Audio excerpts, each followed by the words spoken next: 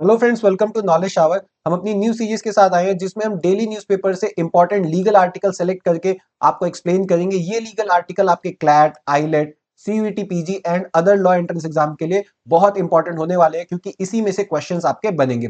This is part 1 of 30 January 2025 important legal article. और आज की अगर हम बात करें तो आज 3 इंपॉर्टेंट लीगल आर्टिकल आए हैं आज के न्यूज़पेपर में। पहला, यूनिफॉर्म सिविल कोड जो उत्तराखंड में पास हुआ है और इंप्लीमेंट हुआ है, उससे रिलेटेड एक आर्टिकल है। Second, domicile based quota in PG, इससे रिलेटेड एक इंपॉर्टेंट आर्टिकल है। Third is FIR under 2019 triple talaq law, इससे रिलेटेड एक आर्टिकल है। Hi, I am Shivam Pandey. जो ने भी अभी तक चैनल सब्सक्राइब नहीं किया है तुरंत जाइए सबसे पहले नॉलेज शावर को सब्सक्राइब कीजिए ताकि आपको रेगुलर अपडेट्स मिलती रहे। और आप हमें इंस्टाग्राम एंड टेलीग्राम पे जरूर फॉलो करें क्योंकि हम इस पे लीगल अपडेट्स और important exam related information post करते रहते हैं। चलिए अब बिना किसी डिले के वीडियो को स्टार्ट करते हैं। सो हमारा पहला आर्टिकल है UCC, that is uniform civil code, जो उत्तराखंड में इंप्लीमेंट हुआ है अभी रिसेंटली। अब उत्तराखंड में जो यूसीसी इंप्लीमेंट हुआ है इसमें लिव इन रिलेशनशिप को रिलेटेड कुछ बातें कही गई हैं। सो देखिए, पूरा आर्टिकल दे रखा है जिसमें ये बताया गया है कि आपको क्या क्या डॉक्यूमेंट जरूरी है अगर आप रजिस्टर करना चाहते हैं। तो रजिस्ट्रेशन ऑफ यूसीसी में आपका लिव इन रिलेशनशिप का रजिस्ट्रेशन इन्होंने कंपलसरी कर दिया है। 16 पेज का आपका फॉर्म होगा और ये कुछ डॉक्यूमेंट्स है जो बताए गए हैं। इसके साथ साथ ये बताया गया है कि कब पास हुआ था, दैट इज फेब 2024 में पास हुआ था। इंप्लीमेंट कब हुआ है, ये सारी चीजें आपको बताई गई है। लीगल एक्सपर्ट्स क्या कह रहे हैं इस बारे में, and this is the entire information जो इस पर्टिकुलर आर्टिकल में आपको दे रखी है यूसीसी के बारे में। अब मैं आपको बाइफरकेट करके बताता हूँ इस आर्टिकल में दिया क्या है। देखिए, ये जो पर्टिकुलर एक्ट है UCC, that is uniform civil code as passed by Uttarakhand for the state of Uttarakhand, ये पास हुआ था फेब 2024 में और इसको इंप्लीमेंट किया गया है 27 ऑफ जनवरी 2025। तो ये इंप्लीमेंट हुआ है 27 जनवरी 2025 and it is the first Indian state to adopt the UCC post independence. ये बहुत इंपॉर्टेंट है। पोस्ट इंडिपेंडेंट कौन सा ऐसा इंडियन स्टेट है जिसने यूसीसी को अडॉप्ट किया है, दैट इज उत्तराखंड। सबसे पहले गोवा है जिसने इंडिपेंडेंस से पहले भी जहां पे यूसीसी का कॉन्सेप्ट था, but after independence, that is post independence, Uttarakhand पहला राज्य बन गया है। अब UCC, that is uniform civil code, होता क्या है? देखिए, यूसीसी की जब हम बात करते हैं तो ये कॉमन सिविल कोड होता है या common system of personal law हम कह सकते हैं, which is applicable to all irrespective of religion. आप हिंदू हो, मुस्लिम हो या किसी भी रिलीजन के हो, ये सारे रिलीजन के व्यक्तियों पे एक ही कोड एप्लीकेबल होगा और कोई भी personal law, that is Hindu law, Muslim law, ये एप्लीकेबल नहीं होगा। और ये किस मैटर्स में एप्लीकेबल होगा? देखिए, अगर मैरिज से रिलेटेड कोई मैटर है, डाइवोर्स से रिलेटेड कोई मैटर है, maintenance, inheritance, that is property का इनहेरिटेंस, अडॉप्शन या सक्सेशन ऑफ प्रॉपर्टी, इनसे रिलेटेड कोई भी मैटर है। पहले क्या होता था, इसके लिए पर्सनल लॉ थे। उत्तराखंड में भी पर्सनल लॉ चलते थे और हिंदू लॉ हो गया, मुस्लिम लॉ हो गया। बट अब इसके लिए उत्तराखंड में एक ही लॉ है, that is uniform civil code. और आप किसी भी रिलीजन से हो, आपके ऊपर यूनिफॉर्मली यही अप्लाई होगा और किसी के साथ भी कोई भी डिस्क्रिमिनेशन नहीं होगा, सबके साथ सेम होगा। अब इसकी कॉन्स्टिट्यूशनल वैलिडिटी की अगर हम बात करें तो देखिए, कॉन्स्टिट्यूशन में यूसीसी के बारे में बता रखा है, article 44 of Indian constitution, which is a part of directive principle of state policy. ये कहता है कि एक यूनिफॉर्म सिविल कोड होना चाहिए फॉर ऑल इट्स सिटीजन। देश को एक यूनिफॉर्म सिविल कोड लेके आना है, ये कहा गया था आर्टिकल 44 में। अब जब हम यूनिफॉर्म सिविल कोड की बात कर रहे हैं, हमने ये भी कहा कि आर्टिकल 44 में इसके बारे में दे भी रखा है। तो उत्तराखंड ने कैसे इसको इंप्लीमेंट कर दिया? क्या ये पार्लियामेंट के थ्रू नहीं होना था? देखिए, हमारी 3 लिस्ट है। जो 7th शेड्यूल है वो 3 लिस्ट की बात करता है, that is union list, state list and concurrent list. तो कंकरेंट लिस्ट की अगर हम बात करें तो ये जो सब्जेक्ट मैटर है, marriage, adoption and succession, it is a subject matter of concurrent list, जिसपे स्टेट और यूनियन दोनों ही कानून बना सकते हैं। तो entry 25 of the concurrent list talks about marriage, adoption and succession, और इसी एंट्री 25 के थ्रू उत्तराखंड ने अपना यूसीसी इंप्लीमेंट किया है। अब यूसीसी की जब हम बात करते हैं तो बेसिकली विजन ये है कि कॉन्स्टिट्यूशनल मेजर है एक, which aims to eliminate discrimination and ensure women empowerment. इस विजन के साथ ये एक्ट लेके आया गया and it promote equality and does not discriminate. और as per the Uttarakhand act और उत्तराखंड गवर्नमेंट के हिसाब से ये डिस्क्रिमिनेशन को हटाएगा, इक्वालिटी को प्रमोट करेगा, कोई भी डिस्क्रिमिनेशन हो चाहे जेंडर बेसिस पे, कास्ट बेसिस पे, रिलीजन बेसिस पे, इन सबको खत्म करेगा। लेकिन जो यूसीसी इंप्लीमेंट हुआ है उत्तराखंड में, उसका एक एक्सेप्शन है। ये यूनिफॉर्मली सब पे तो लागू होगा, लेकिन ये शेड्यूल्ड ट्राइब्स पे लागू नहीं होगा। This is very much important कि this act does not applies to scheduled tribe. अब इसके कुछ की फीचर्स के बारे में बात करते हैं जो यूसीसी इंप्लीमेंट हुआ है। देखिए, यूसीसी जो इंप्लीमेंट किया गया है उत्तराखंड में, एक चीज आप ध्यान रखिए, ये केवल और केवल उत्तराखंड पे ही एप्लीकेबल होगा, बाकी किसी राज्य पे नहीं है। सो ये कुछ प्रैक्टिसेस को बैन करता है। कौन सी? हलाला हो गया, इद्दत हो गया, तलाक फ्रॉम मुस्लिम पर्सनल लॉ। ये जो टेक्निक्स है कि मुस्लिम पर्सनल लॉज के थ्रू जो तलाक होते थे, उन सबको ये बैन कर देता है। डिफरेंट डिफरेंट टाइप के तलाक होते हैं मुस्लिम पर्सनल लॉ में, जिसके बारे में हम आगे बात करेंगे। उन सबको ये बैन करता है और एक यूनिफॉर्म टेक्टिक्स लेके आता है, यूनिफॉर्म टेक्निक लेके आता है, जिसके थ्रू आप सारी चीजें प्रोसीजर्स कर सकते हो। Second is equal right for women. Women के लिए इक्वल राइट की बात करता है। ये इंश्योर करता है कि इक्वल प्रॉपर्टी और इनहेरिटेंस राइट मिले, that is girl and boy child दोनों को सेम राइट मिले। मैंडेटरी ऑनलाइन रजिस्ट्रेशन कर रहा है। अब इसने मैरिज के लिए, डाइवोर्स के लिए या लिव इन रिलेशनशिप के लिए, live in relationship very much important, इसके लिए भी आपको रजिस्ट्रेशन करना पड़ेगा गवर्नमेंट के पोर्टल पे, and this is the portal. अब मैरिज की सेरेमनीज की जब हम बात करते हैं, तो देखिए जो यूसीसी है, यूनिफॉर्म सिविल कोड है उत्तराखंड का, वो कहता है कि आप कोई भी मैरिज सेरेमनी किसी भी तरीके से, आप हिंदू है तो हिंदू राइट से अपनी कर लीजिए, मुस्लिम है तो मुस्लिम के तरीके से कर लीजिए, क्रिश्चियन है तो क्रिश्चियन के तरीके से कर लीजिए, उस पर कोई भी पाबंदी नहीं है। आप किसी भी तरीके से मैरिज कर सकते हैं, लेकिन आप करें किसी भी तरीके से मैरिज, लेकिन आपको कंपलसरी उस मैरिज को रजिस्टर कराना पड़ेगा। और अगर आपने विद इन 60 डेज मैरिज को रजिस्टर नहीं कराया, तो आपको 20,000 तक का जुर्माना भी हो सकता है। और अगर आप जुर्माना नहीं देते तो जेल के भी प्रोविजन आपके लिए हो सकते हैं। तो देखिए, मैरिज इनवैलिडेट नहीं होगी, मैरिज आपकी वैलिड रहेगी, लेकिन आप आपके ऊपर पेनल्टी हो सकती है। अब जब कॉमन एज ऑफ मैरिज की बात करते हैं, तो as per this act 18 years बोली गई है विमेन के लिए और 21 ईयर्स बोली गई है मेन के लिए। मैन अगर 21 का है, विमेन 18 की है, तो वो मैरी कर सकते हैं। बाईगैमी और पॉलीगैमी को इसमें बैन किया गया है। इसके साथ साथ right to remarry following a divorce, आप डाइवोर्स देके दोबारा रीमैरी कर सकते हैं, उसके बारे में भी प्रोविजंस हैं। जेंडर इक्वालिटी की बात कही गई है।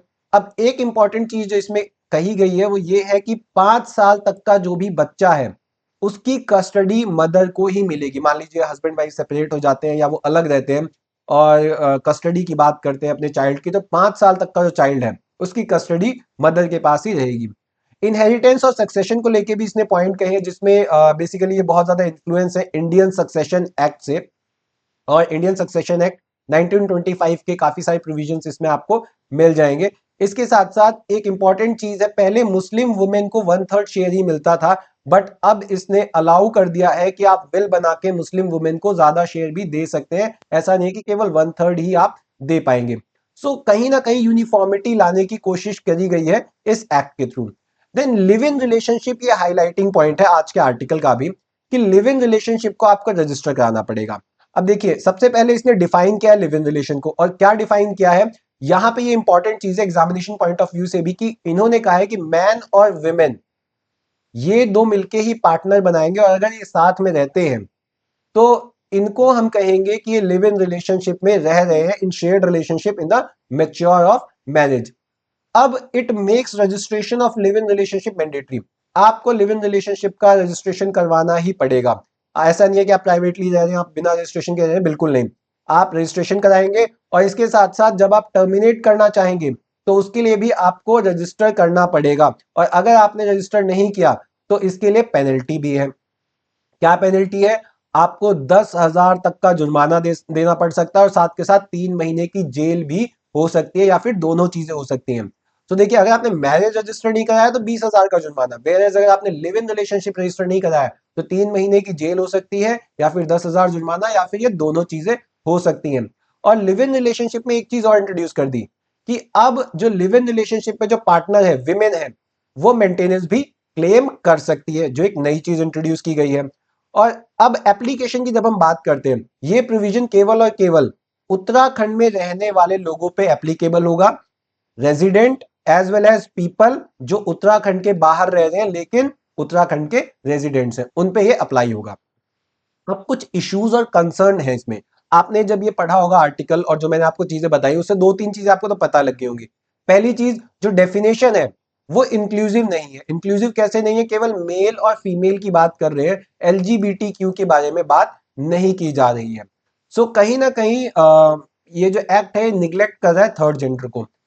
Second is not comprehensive, it exclude tribals. जैसा मैंने कहा है कि ट्राइबल को एक्सक्लूड किया गया है, एक्सेप्शन है इस एक्ट का, उन पे ये एप्लीकेबल नहीं होता है। होमोसेक्सुअल के बारे में मैंने आपको बता दिया, लिव इन रिलेशनशिप में होमोसेक्सुअल की एंट्री नहीं दी गई है। और अगर मैं बात करूं तो ये कहीं ना कहीं वॉयलेट कर रहा है judicial order of Navtej Singh Johar versus Union of India case. आप मुझे कमेंट सेक्शन में बताएंगे Navtej Singh Johar versus Union of India किस चीज से रिलेटेड था ये केस। देन आफ्टर दिस अगर मैं बात करता हूँ lack of synergy. Lack of synergy कैसे? गवर्नमेंट प्लान कर रही है कि 21 ईयर्स जो है मेल और फीमेल दोनों के लिए रखा जाए। ठीक है, गवर्नमेंट प्लान कर रही है, बिल भी लेके आई है, लेकिन कहीं ना कहीं इस एक्ट ने क्या किया, 21 ईयर्स मेल के लिए और 18 ईयर फीमेल के लिए कर दिया। मतलब इसको 18 से 21 बढ़ा के इन्होंने नहीं किया है। Then invasion of individual autonomy and privacy, बहुत इंपॉर्टेंट। देखिए, दो लोग लिव इन में कब रहते हैं? जब उन्हें प्राइवेटली एक दूसरे के साथ रहना होता है, एक दूसरे को जानना होता है, या फिर ऐसी सिचुएशन होती है कि वो अपने पेरेंट्स को नहीं बता सकते और अपनी प्राइवेसी को एंजॉय करते हुए वो साथ में रहना चाहते हैं। सो कहीं ना कहीं आप रजिस्ट्रेशन की जब बात कर रहे हैं तो उनकी प्राइवेसी इंडल्ज हो रही है। प्लस लिव इन का एक फैक्टर और होता है कि आप किसी पे एक दूसरे पे बर्डन नहीं होते, बट ये मेंटेनेंस का एक फैक्टर आ गया। इससे क्या होगा, कहीं ना कहीं एक बर्डनसम इन्वायरमेंट हो जाएगा, एक दूसरे को समझने में प्रॉब्लम भी हो सकती है। तो कई सारे फैक्टर है। सो कहीं ना कहीं इंडिविजुअल प्राइवेसी जो है वो हैम्पर हो रही है यहाँ से। इसमें जोसेफ साइन का केस था जिसमें अडल्ट्री की बात होती है। सो कहीं ना कहीं इंडिविजुअल प्राइवेसी आपकी कहीं ना कहीं इन्फ्रिंज हो रही है। लैक ऑफ यूनिफॉर्मिटी, अब देखिए यूसीसी की जब हम बात कर रहे हैं ये केवल और केवल उत्तराखंड का लॉ है। अब अगर 28 स्टेट्स है हमारे और हर स्टेट अपना अपना लॉ लेके आ जाता है तो क्या होगा? यूनिफॉर्मिटी नहीं है। तो कहीं ना कहीं पार्लियामेंट का काम है कि आप एक यूनिफॉर्म लॉ लेके आए। लीडिंग केस लॉज की मैं बात करता हूं जो यूसीसी पे है, तो ये तो अभी तक बात हुई थी कि आर्टिकल में क्या दे रखा है। अब लीडिंग केस लॉ जो आपके एग्जामिनेशन पॉइंट ऑफ व्यू से भी इंपॉर्टेंट है, कौन कौन से? देखिए, शाहबानू का केस है 1985 में, और ये केस था मेंटेनेंस ऑफ मुस्लिम वुमेन, जिसमें मुस्लिम वुमेन के फेवर में कहा गया था कि उनको मेंटेनेंस दिया जा सकता है 125 में। और इस केस ने एम्फसाइज किया था कि यूसीसी की जरूरत है। इस केस के साथ साथ सरला मुद्गल का केस है 1995 का। देखिए, इनका ईयर भी आप याद कीजिए क्योंकि क्रोनोलॉजिकल ऑर्डर में आपसे पूछा जा सकता है। ये केस है, इसमें एक हिंदू मैन था, मुस्लिम में कन्वर्ट हो गया था मैरिज करने के लिए। तो ये कहा गया कि कहीं ना कहीं मिसयूज किया जा रहा है प्रोविजंस का, मुस्लिम प्रोविजंस का। इसलिए आप क्या करें, आप एक यूसीसी लेकर आए और यूसीसी की बहुत जरूरत है। Then Saira Banu case 2017, Saira Banu case 2017 बहुत इंपॉर्टेंट है जिसमें यूसीसी की बात कही गई थी। And this case was related to triple talaq. Triple talaq very important. So इसमें ये कहा गया था कि ट्रिपल तलाक अनकॉन्स्टिट्यूशनल है और कहीं ना कहीं यूसीसी की बहुत जरूरत है ताकि इस जो प्रैक्टिस है ये सारी इनको खत्म किया जा सके। जोसेफ साइन का केस जो 497 दैट इज आईपीसी जो अडल्ट्री की बात करता है उसको स्ट्रक डाउन कर देता है और कहता है कि जेंडर न्यूट्रल लॉ लाने की जरूरत है, क्योंकि उसमें मेल को पनिशमेंट हो रही थी, फीमेल को कुछ भी दोषी नहीं ठहराया जा रहा था। प्लस फीमेल को कोई राइट ही नहीं दिया जा रहा था कि वो पर्सनल अपने लिबर्टी को एंजॉय कर सके। So these are the cases जिसमें यूसीसी की बात हुई है। अब कुछ की पॉइंट की अगर मैं बात करता हूं तो देखिए, यहां पे हमने कंकरेंट लिस्ट की बात करी है, तो मैं आपको बता चुका हूं 7 schedule of Indian constitution 3 list की बात करता है, union, state and concurrent. Union जिसमें केवल यूनियन गवर्नमेंट कानून बना सकते हैं, दैट इज पार्लियामेंट। स्टेट जिसमें स्टेट लेजिस्लेचर ही कानून बना सकता है। कंकरेंट जिसपे यूनियन और स्टेट दोनों कानून बना सकता है। अब क्वेश्चन ये आता है, मान लीजिए यूसीसी पे सेंटर भी कानून लेके आ गया तो किसका कानून प्रिवेल करेगा? तो उस केस में सेंटर का कानून प्रिवेल करेगा कि इन केस ऑफ रिपग्नेंसी सेंटर का लॉ जो है वो प्रिवेल करता है। अब जब मैं कंकरेंट लिस्ट की बात करता हूं तो 5 ऐसे सब्जेक्ट मैटर हैं। 42nd कॉन्स्टिट्यूशनल अमेंडमेंट द्वारा 5 सब्जेक्ट मैटर को कंकरेंट लिस्ट में एड ऑन कर दिया गया था। कौन से थे वो? Education, forest, protection of wild life, wild animal and birds, weight and measures and administration of justice, constitution, organisation of all courts except the supreme court and high court, that is lower courts की यहां बात हुई थी। ये सब concurrent list में shift कर दिए गए थे। सो आज की वीडियो में मैं आपसे एक क्वेश्चन पूछने वाला हूं and the question is UCC, that is uniform civil code is a, uniform civil code क्या है? एक फंडामेंटल राइट है, डीपीएसपी है, लीगल राइट है, कॉन्स्टिट्यूशनल राइट है? या आप मुझे कमेंट सेक्शन में बताइए। So that's all for today, thank you so much, stay tuned for part 2।